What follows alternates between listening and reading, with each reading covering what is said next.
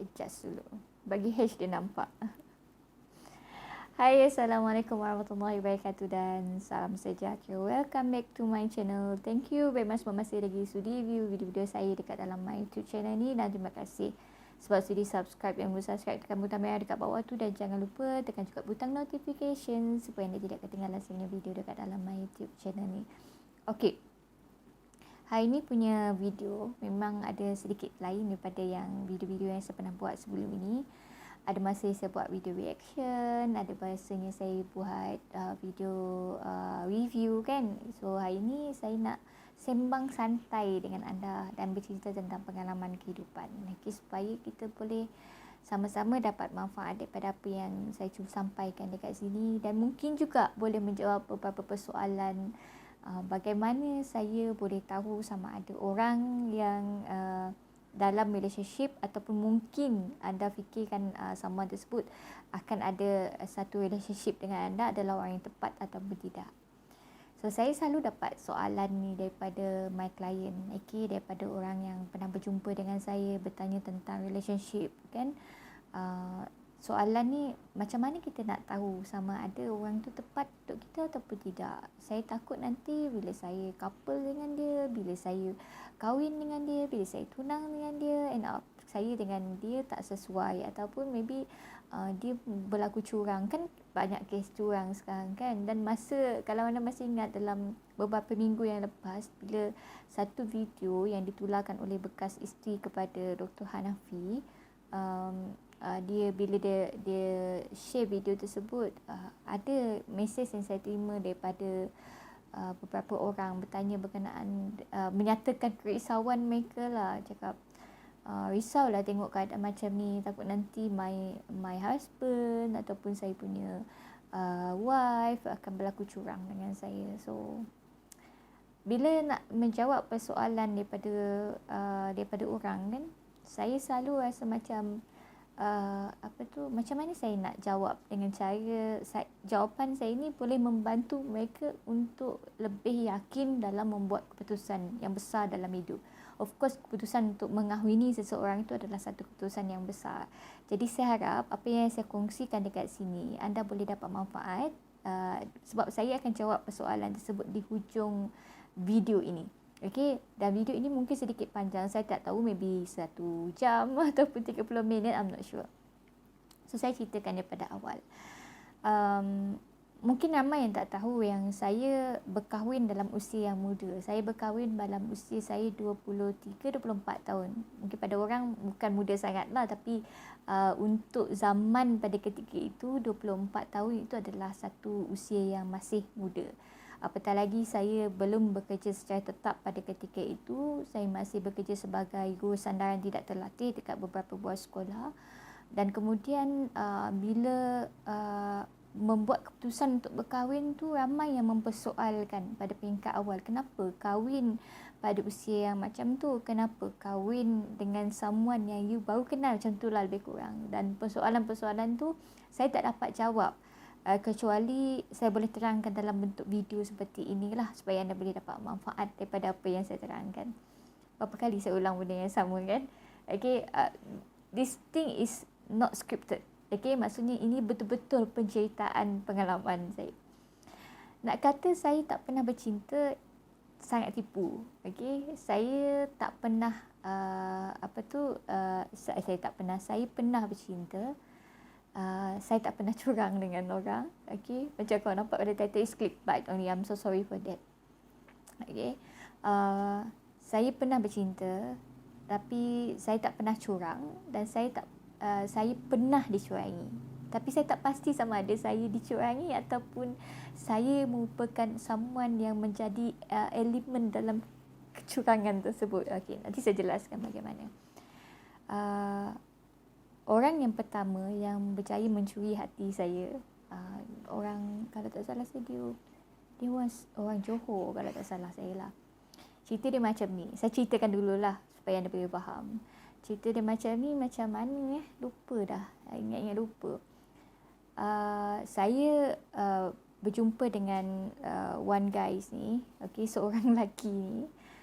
dekat tempat kerja dia lah. Masa tu tengah tolong kawan dia, beg dia kena ragut. Okay. Bila beg kena ragut ni, dia buat report dekat balai lah. Of course anda tahu my first kekasih ni, ex ni adalah polis. So masa tu dia bertugas dekat bahagian depan tu lah, masa nak ambil report everything kan.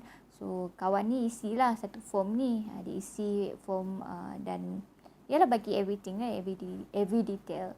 So tiba-tiba pegawai ni dia suruh saya, suruh saya isi form juga. Dia suruh saya isi nama dengan nombor telefon. Saya heran lah kenapa dah dia tiba-tiba minta nombor phone dengan nama. Tapi Maif kan masa tu umur baru 20 lebih tahun. 20 tahun ke 21, I'm not sure. Sebab baru masuk universiti masa tu. Okay, lepas tu bila dia tanya tu, saya tak terfikir banyak lah. Saya just tulis bagi nama saya dan dengan nombor phone saya. So balik tu tak ada fikir apa-apa. Because that is macam perkenalan yang sangat sekejap, but the way I see it, that guys memang nampak macam tertarik sebab dia tengok saya. Tak tahu saya perasan tak lah, tapi dia asyik tengok apa hal orang ni pergi tengok saya risaulah. Saya baju saya terbalik kan, macam tu lah lebih kurang. Okay. Kita fikirlah kan, kita naif kan, fikir pun pasal orang suka ke orang tak suka kan. So malam tu tiba-tiba saya terima mesej dari mesej daripada someone. Dia cakap dia nak berkenalan. Where do you get my number? Saya cakap macam tu lah. Dia cakap tadi you ada buat report kan dengan kawan. Dia cakap the way I see you, dia macam care dengan kawan tu, macam menarik perhatian dia. What the hell? Saya tiba-tiba orang ni mesej aku. Dia ringkaskan cerita, saya tertarik dengan bagaimana dia approach saya. Dia berani, okay, dia berani. The type of guys yang macam saya suka pada ketika itulah. Saya suka orang yang berani untuk approach kita. Kalau dia peminat, dia terus tanya nama, berkenalan dan be honest, okay, bagi tahu benda yang betul. So dia ringkaskan cerita, kita orang berkenalan hampir 1 tahun, tapi tak kerap sangat keluar lah. Macam tak ada macam banyak connection sangat dengan dia, even though we are declared as couple lah, maksudnya bercinta lah masa tu kan. Masih budak, dia umur dalam 30 something lah, 30 lebih. Not very good looking, but saya suka dia punya karakter, okay, dia punya sikap, dia punya tingkah laku.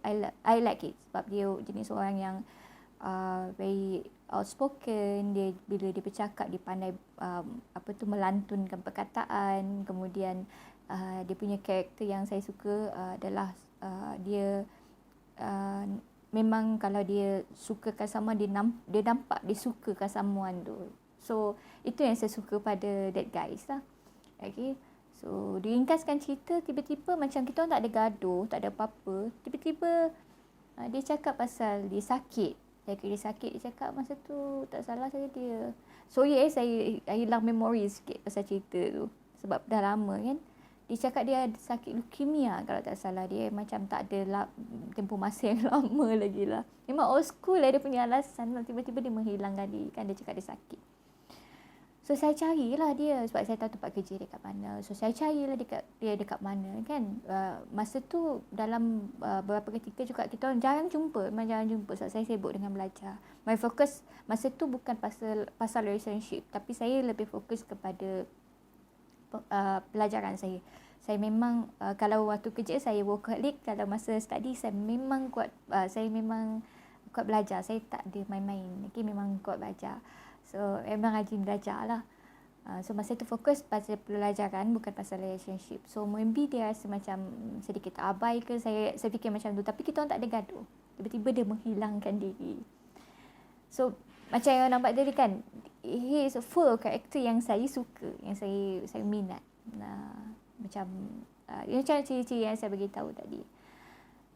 End up macam saya cari dia kat tempat kerja, saya cari dia dalam group chat. Masa tu ada MIIC, lebih kurang macam tu lah, macam group chat tu kan. Dia ada selalu banyak dalam tu. Tapi masa dia cerita tu, saya macam tak ambil pusing lah dia cerita pasal tu. Tapi masa nak mencari dia dekat mana tu, saya saya try cari dia dekat situ. Sehinggalah macam ada seorang kenalan ni yang kenal dengan dia, which is boyfriend kawan saya.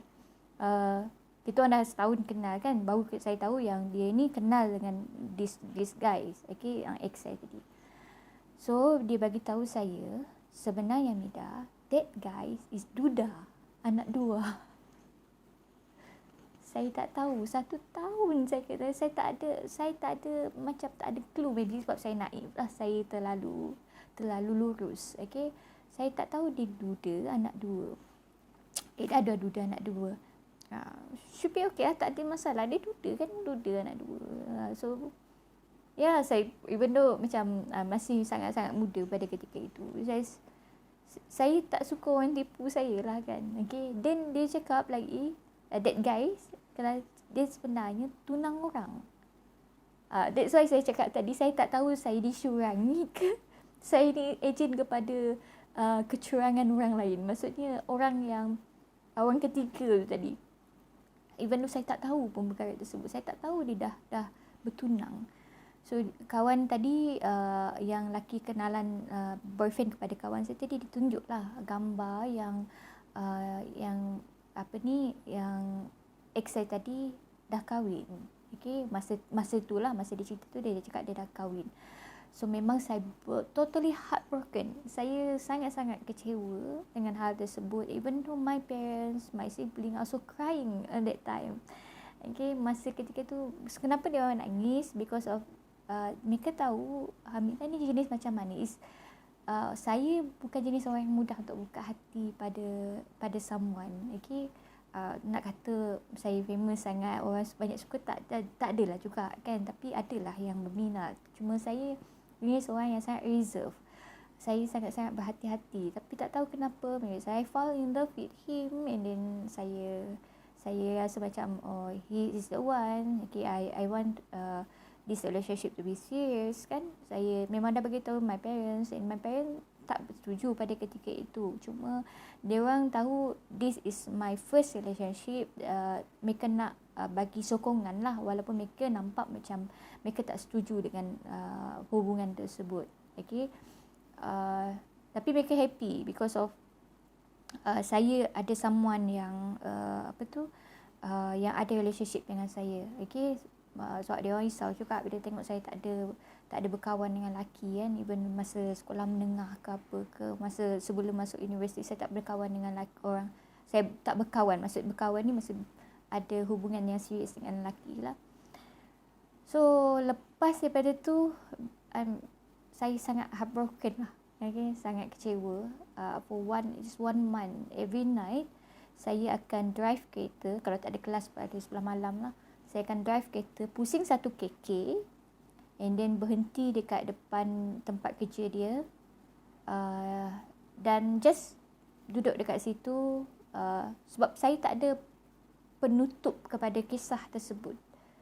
Sehingga macam last saya jumpa dengan dia, dia cakap saya sangat baik. Itu common lah, benda biasa yang orang akan cakap dia nak tolak kita kan. You terlalu baik untuk I, macam tu lah. Okay, I feel like I've been rejected by someone yang saya suka. Dan masa tu betul-betul I'm looking forward untuk tak nak ada relationship dengan anyone.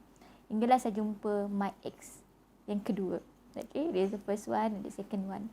Second one adalah saya jumpa dia masa nak dekat-dekat nak habis. Okay, daripada universiti. Yang tadi awal kan. Okay, yang ni adalah akhir. Awal dan akhir. Okay, so he's a good guy. Okay, orangnya ada karakter yang saya suka. Alim orangnya. Okay, macam kuat daripada segi ilmu agama dia. Orang panggil pun dia ustaz. He's a good man. Dia pun dah kahwin dengan orang yang sangat baik juga. Tapi saya tak kenal wife dia lah. Jujur saya cakap saya tak kenal. Tapi dia adalah orang yang baik. Cuma masalah yang this guy adalah dia tak tahu nak tunjuk bagaimana seriousnya pada relationship tersebut. Dia tak tahu nak tunjuk bagaimana dia betul-betul nakkan kita. Even though yalah, saya cakap dia kuat ilmu agama dia orang yang pendiam, tak banyak cakap, dan Tapi dia nampak kalau dia sayang, cuma dia tak tahu nak tunjuk kesungguhan dia pada relationship tersebut untuk bawa ke ke arah yang lebih serius, maksudnya berkenalan dengan my family, everything. Dan saya ambil keputusan, saya cakap dengan dia, we just take a break, dan we just proceed with life. Sebab masa tu memang long distance relationship, ada salah satu cabaran dia lah, saya tak tengok dia, saya tak jumpa dengan dia.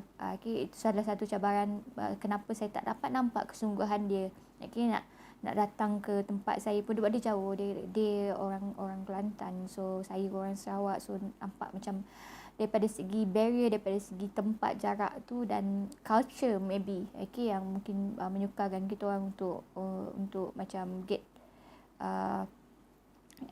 married ataupun serious dalam relationship tersebut lah. Dan bila saya tak nampak kesungguhan dia, we just take a break, dan dia pun setuju dengan hal tersebut. Kita boleh jadi kawan, tak perlu ada relationship yang serious. So again, I'm feeling heartbroken. Okay, so kita tak tahu macam mana orang tersebut boleh jadi orang tepat untuk kita sehingga sampai waktu atau tempoh masa dia. Saya heartbroken after 1 month. Saya ringkaskan cerita lah bagaimana saya bertemu dengan my husband sekarang kan. Pada sebulan lah lepas hal tersebut terjadi, and then I just take a break, and then saya macam lost contact. Saya tak nak ada contact dengan dia sebab I'm in love with him. Saya sukakan dia, saya suka karakter dia, saya nak dia jadi orang yang serius dalam hubungan kami lah. Okay, so of course ada perasaan kecewa tu. Cerita ni ada saya cerita kepada siapa nama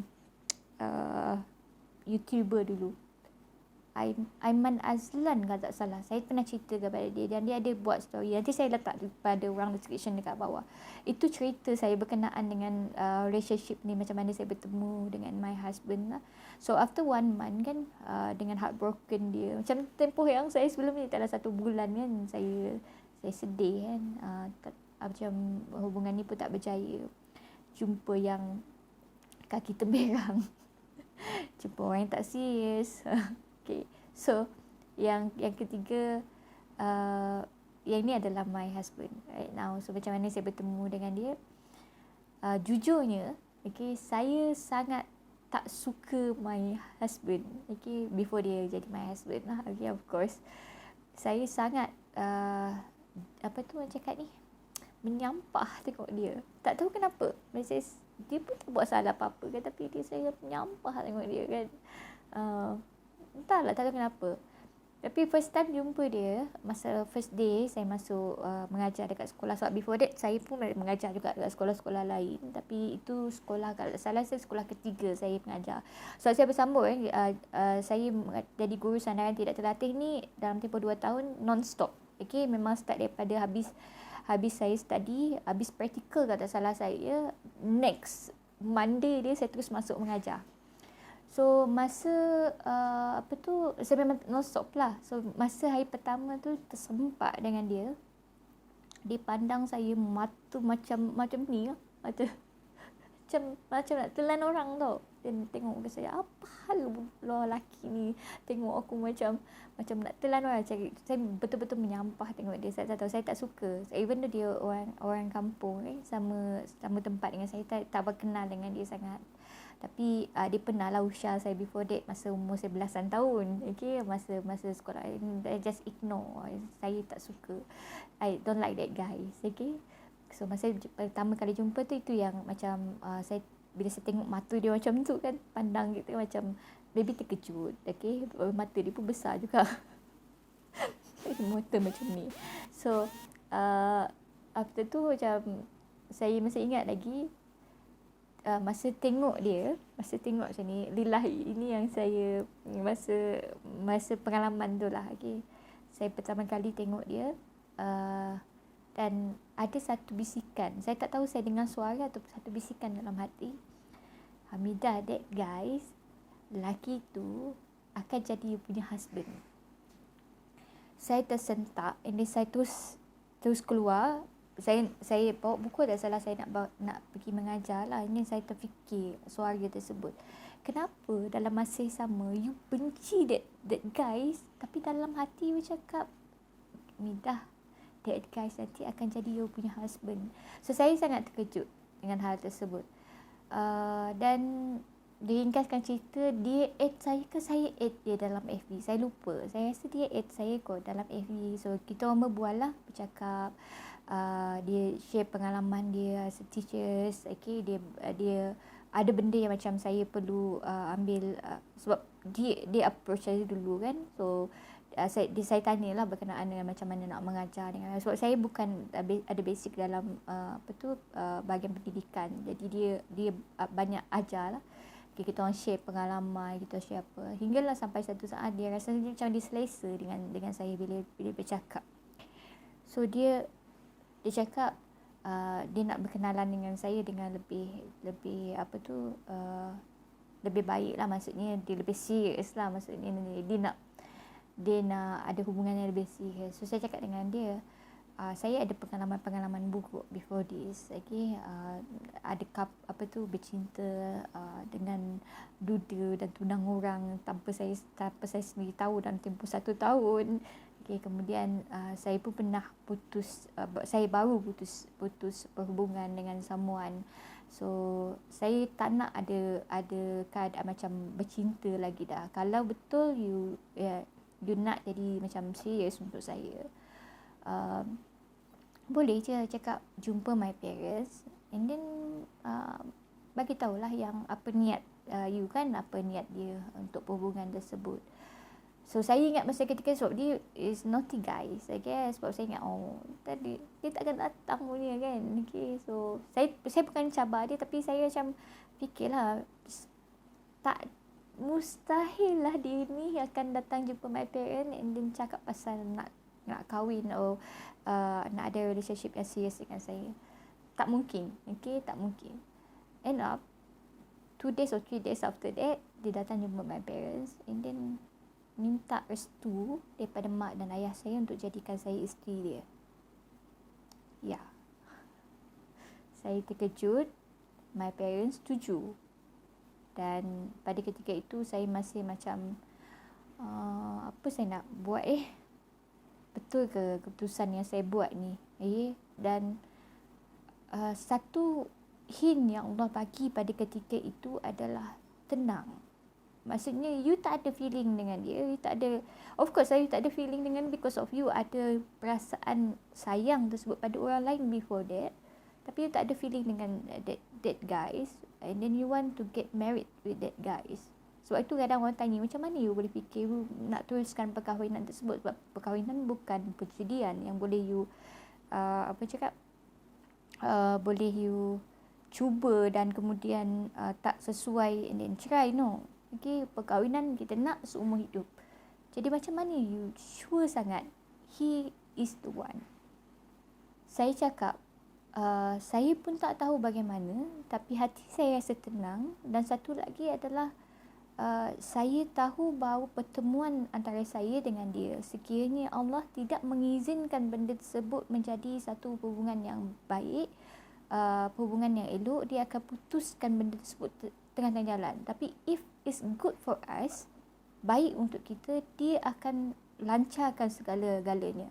Dan saya minta benda ini, doa ini pada Allah Subhanahu Wa Taala. Setiap kali saya solat, saya minta doa ini. Ya Allah, ya Tuhanku, sekiranya dia ni yang terbaik untukku, satukan hatiku dengan hatinya dengan cara yang baik. Dan sekiranya dia bukan jodohku dan yang buruk untuk kehidupanku, kau jauhkanlah aku daripada hatiku dengan hatinya dengan cara yang baik juga. So saya minta benda tersebut dan Allah dekatkan perhubungan tersebut dengan lebih baik, dengan terjaga, alhamdulillah.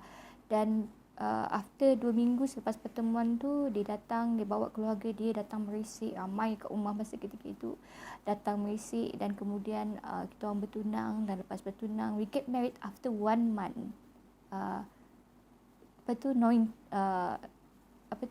Kenal antara satu sama lain. So that was one wonderful experience. But untuk proses perkahwinan selepas macam proses pengenalan selepas berkahwin itu sangat-sangat susah, really, really tough. Sebab apa? Saya dengan dia adalah orang yang berbeza. Kriteria yang saya nak pada seorang suami tak ada pada dia. Kalau contoh saya beritahu sebelum ini, saya suka lelaki yang very outspoken, saya suka lelaki yang pandai tunjuk perasaan sayang, lebih ringkas, romantik punya orang. Saya suka lelaki yang bila dia bagi pandangan dan pendapat tegas kan. Tegas maksudnya dia tahu, dia very firm, maksudnya sebab saya jenis yang dominant. Of course, bila saya tahu saya punya karakter, I'm very dominant person. So orang yang jadi pasangan saya perlu lebih dominan ataupun perlu lebih kuat dia punya sifat kepimpinan dia. Dia boleh lead saya, dia boleh dia boleh kawal saya punya pemikiran dengan cara yang lembut lah, maksudnya bukan dengan cara yang keras. Dia bukan saya tak nak orang yang manipulate saya, tapi saya nak orang tersebut boleh rendahkan saya punya ego, boleh rendahkan saya punya sifat dominan tersebut, okey, dalam perhubungan. But dia tak ada benda tu. Dia orang yang sangat santai, it's not complicated like mine. Kemudian dia orang yang sangat pendiam, dia orang yang tak pandai nak tunjuk rasa sayang pada kita. Dia tak ada sifat seperti itu. Okey, cuma dalam perkahwinan ni kita kena ada tolak ansur. Perhubungan ni kena ada tolak ansur. Kita takkan tahu orang tu tepat untuk kita sehingga kita berada dalam perkahwinan tersebut. Tapi for sure lah, kita kan nak perkahwinan atau perhubungan tersebut sebagai satu perjudian. Kita tak nak memperjudikan kehidupan kita. Tapi kena ingat satu perkara, apabila anda bila anda bertemu dengan someone dalam kehidupan anda, pasti benda tersebut adalah perkara yang terbaik untuk anda. Maksudnya Allah turunkan seseorang tersebut, Allah pertemukan anda dengan seseorang tersebut bukan secara kebetulan. Ia bersebab. Saya bertemu dengan my first ex, second ex, bersebab. Kenapa saya bertemu dengan orang yang salah? Supaya kita tahu, kita boleh belajar untuk bertemu dengan orang yang tepat buat kita. Dan Allah will guide you toward that journey. Okay, believe in that thing. Even though dalam perkahwinan sekalipun saya pun tak tahu jodoh saya dia panjang ataupun tidak, saya tak pasti. Tapi sekiranya macam kita boleh berusaha untuk kekal sehingga ke akhir hayat, saya doa moga benda tersebut jadi kenyataan. Maksudnya moga Allah pimpin jiwa kami ke arah jalan yang terbaik untuk kami. Dan tak kisah kalau anda putus di tengah jalan sekalipun, bercerai ke, putus tunang ke, putus perhubungan ke, remember that benda yang nampak cantik, baik yang kita suka tak semestinya baik untuk kita. Mungkin benda yang buruk, benda yang tak elok, pengalaman yang menyakitkan, pengalaman yang tak best ini, yang buat kita rasa macam sakit hati, heartbroken ni adalah pengalaman yang baik untuk kita. Allah tahu. So bila orang bertanya kepada saya, bagaimana puan nak tahu sama ada orang ni tepat untuk kita ataupun tidak, sebab saya risau nanti satu hari saya akan dicurangi oleh orang tersebut, sama ada dia akan buat tindakan-tindakan yang tak baik pada saya, dia cari orang lain, dia cari lelaki lain, dia cari perempuan lain. So saya jawab macam ni, sekiranya kita punya sesal pada apa yang pernah berlaku dahulu dan kita terlalu risau pasal masa depan kita, kita tak ada hari ini untuk kita syukuri. Pasangan kita, orang yang berada di hadapan kita, kalau nampak dia ada ciri-ciri yang kita suka, even though tak ada ciri yang kita suka, tapi kita ada sedikit rasa sayang, rasa tenang, dan perjalanan perhubungan tersebut nampak mudah, just go with it. Go with your life. Teruskan perhubungan tersebut, kenali dia dengan lebih mendalam, jaga adab perhubungan itu yang semestinya lah. Okay, kalau nak berkenalan, nak bercinta sebelum berkahwin tu tak jadi masalah. Saya takkan judge anda. Tetapi sekiranya berkenalan tersebut, perhubungan tersebut perlu dah dilandaskan kepada macam cakap ni, akhlak-akhlak yang terbaik dalam agama. Cuma bila anda nampak satu perkara tersebut, jangan bandingkan dengan kehidupan orang lain. Jangan samakan pengalaman yang anda hadapi itu dengan pengalaman orang lain. Macam saya tak nak anda samakan pengalaman saya dengan pengalaman anda. saya ada special experience, okay, dan you pun ada special experience, okay, dalam kehidupan anda. Just bandingkan dengan pengalaman yang ada dalam kehidupan anda, dah belajar daripada itu. Tapi apa yang saya nak anda dapat daripada pengalaman saya ini adalah jangan underestimate pengetahuan yang Allah ada pada diri kita. Kita tak tahu satu perkara, tapi Allah Maha mengetahui. Dia tahu semua apa yang berlaku pada kehidupan kita, baik sebelum, semasa dan selepas. So tak ada limit pada pengetahuan Allah. So Allah tahu mana yang terbaik untuk diri kita. Jalani kehidupan, jangan risau bila tengok kehidupan orang lain tak baik. Jangan pukul benda pengalaman tersebut pada pengalaman kita. Jangan hukum kehidupan anda dengan pengalaman kehidupan orang lain. Tak kiralah pengalaman tersebut datang daripada you punya parents, datang daripada orang yang terdekat dengan you, datang daripada apa yang you nampak dan belajar daripada environment you. Tetapi judge you punya experience tu bergantung pada pengalaman dan pengetahuan anda sendiri. Harap anda boleh dapat manfaat daripada video yang saya kongsi lebih kurang 30 minit ni kan. So I think that's all for me. Thank you very much sudi menonton. Have a good day. Assalamualaikum warahmatullahi wabarakatuh dan salam sejahtera. Bye bye.